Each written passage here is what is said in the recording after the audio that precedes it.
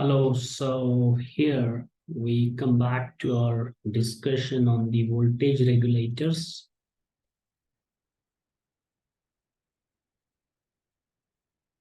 In that, we have seen the linear regulators, and there are two classes of these linear regulator. One was series voltage regulator, and another is a shunt voltage regulator.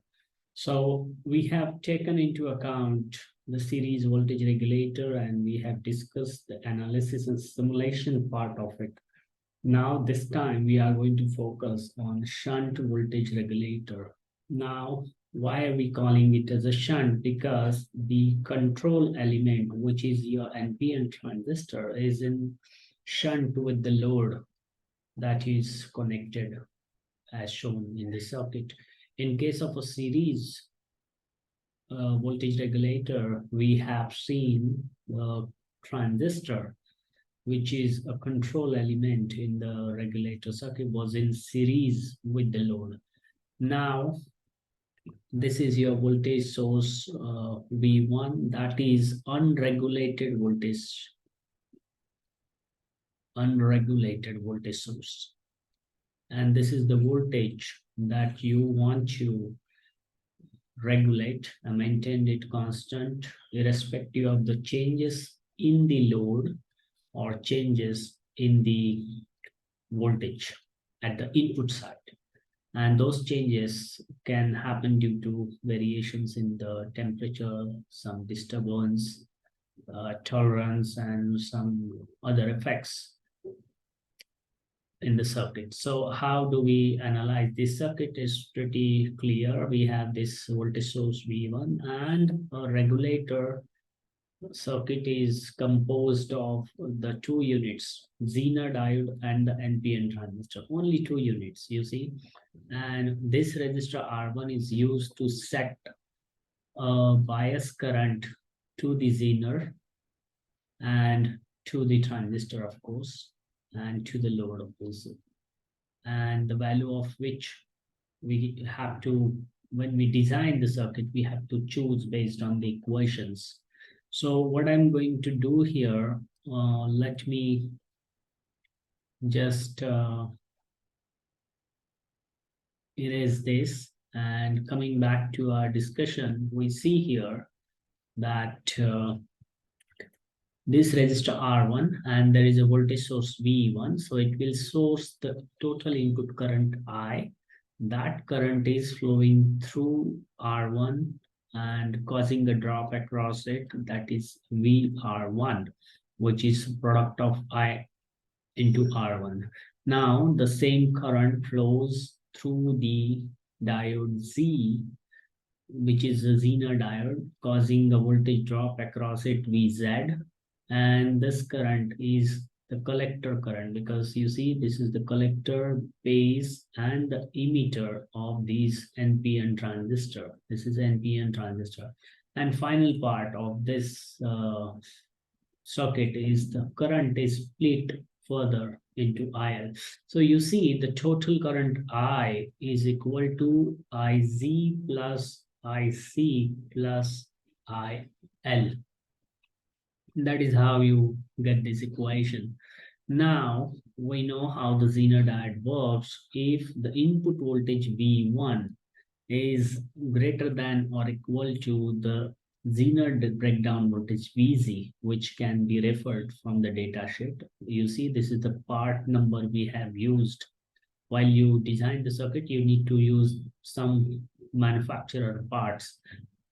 So you see that this is a part number. Similarly, this is the part number for the transistor. So when you design circuit, you need to use the real components.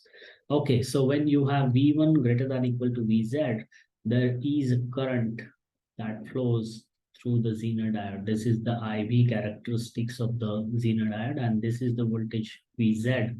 This is the current Iz. So the constant current flows through the Zener diode. Okay, so what I'm going to do, we got this first equation right here. Let's say it's called as equation 1. Second equation can be written by applying the KVL here. Let me use a different color here for the simplicity. So you see this current flows right here, and through the diode, and then you have a base emitter junction, and then it completes the path. So in this closed network, you got this KVL can be applied. You have the voltage drop across the base emitter junction of this NPN transistor VBE. So you can just write the equation, that is V1 minus I times R1 minus IC, not IZ, this is the VZ, because we are applying the KVL, and there'll be a voltage drops. So minus VZ minus VBE is equal to 0. So you can see now you have this KVL that you have applied to understand the loop. Now the output voltage drop across the collector and emitter, this is VCE, okay? And the voltage drop across the load is called as VL, which is nothing but your output voltage, which needs to be regulated. And it is a product of the current flowing through the resistor R2 multiplied by the value of resistor R2. Now, we want to get the expression of the output voltage. VO will be equal to IL times R2. Okay, so that is third equation. This is the third equation that you can understand.